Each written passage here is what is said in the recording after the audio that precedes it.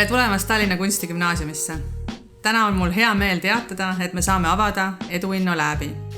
Meie Eduinno Lab keskendub ikka eelkõige disainile ja kunstile. Ja kogu selle disaini ja kunsti, mis me arvutis loome, saame me välja printida just nende 3D printeritega.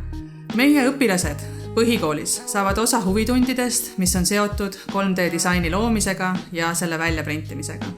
Gümnaasiumiõpilased saavad osa valikkursustest, kus nad saavad samamoodi luua iseendale oma disaini ja erinevaid meelepäraseid tooteid ja siis need välja printida.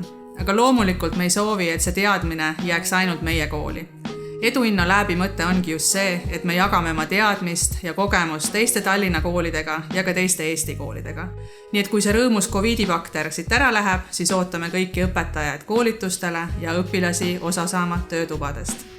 Nii et olge koos meiega ja nautige tänast päeva.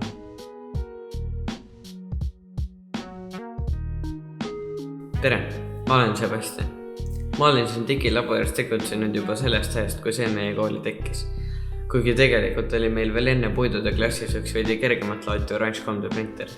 Selle peal siis mina ja õpetaja õppisime selliseid printerid tundma.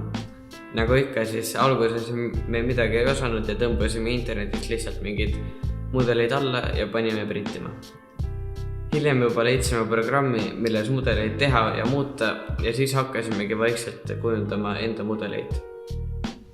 Peale suve möödumist mõtlesin, et jube hea oleks ju seda teemat minu loovde teemaga siduda. Ja nii sai 3D printimine minu üheks loovde osaks. Keset talve jõudsid meieni ka need uued suured mustad printerid ja sellest ajast saati on kahjuks väike orange printer jäänud veidi taustale, kuna põhiliselt uurisime uusi printereid.